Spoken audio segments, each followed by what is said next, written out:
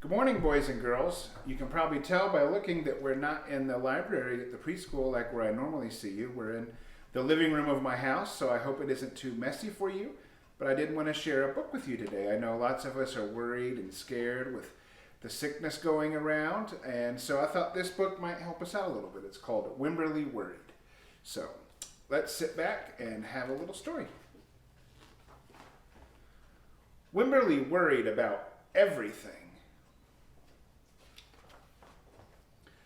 Big things, little things, and things in between. See, look, she's worried in the bathtub. Mama, what if I stink? Oh, Mama, what if I shrink? Excuse me. Wemberly worried in the morning, she worried at night, and she worried throughout the day. You worry too much, said her mother. When you worry, I worry, said her father. Worry, worry, worry, said her grandmother. Too much worry. I like Grandma. She has a little t-shirt on that says, go with the flow. At home, Wemberly worried about the tree in the front yard, and the crack in the living room wall, and the noise that the radiators make.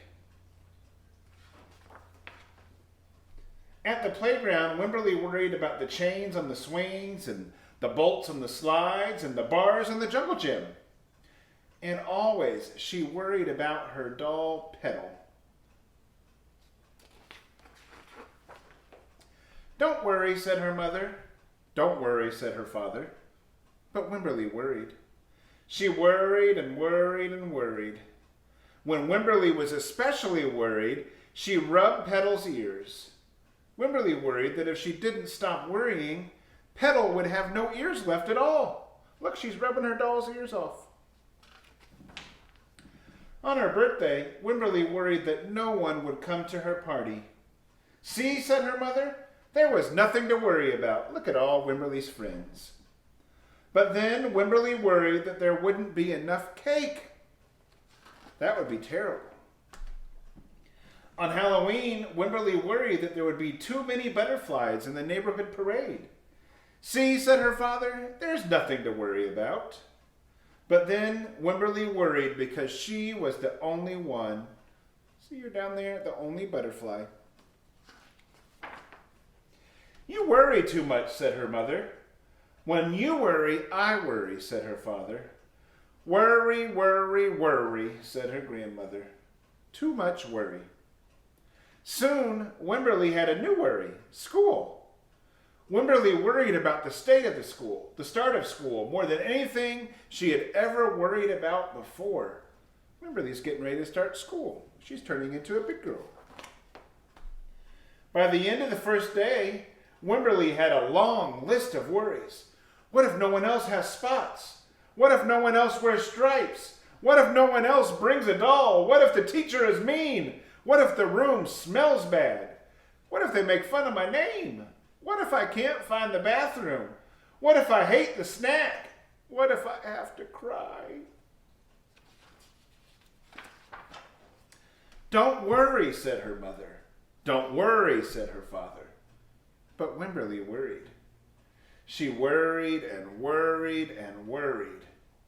She worried all the way there. Have fun, said Grandma.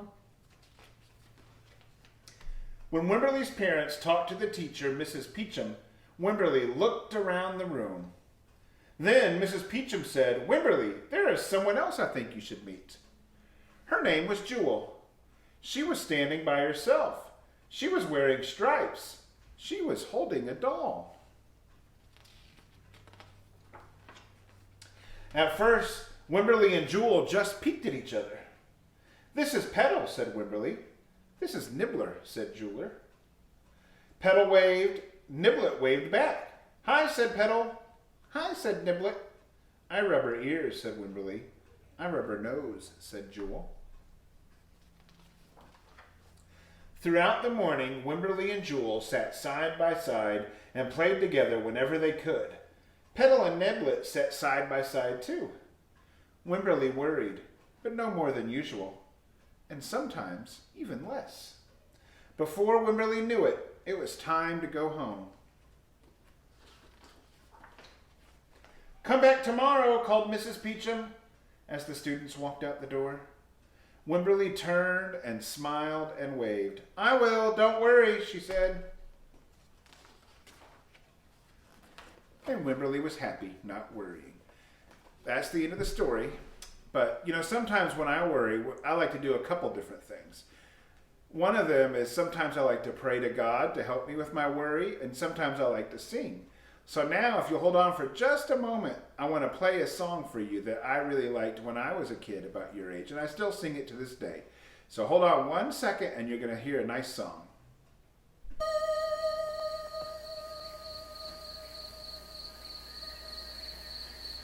I'm scared, Matthew. Me too. All the trees look the same.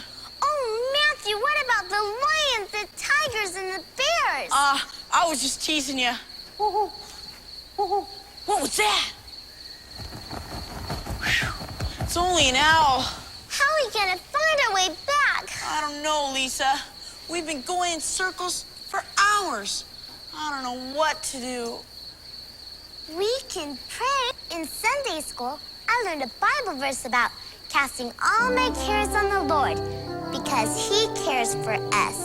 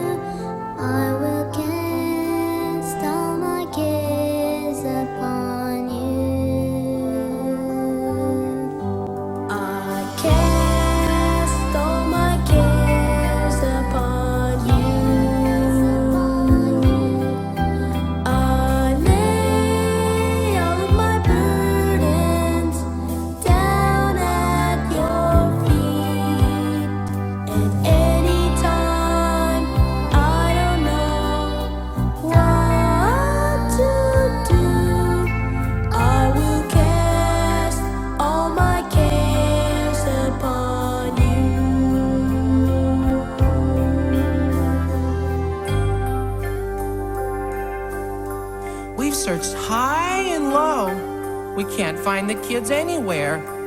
All we can do now is turn everything over to the Lord, trust Him, and wait. I cast all my cares upon you. I lay all of my burdens down at your feet. And anytime I don't know what to do, I will cast all my cares upon you.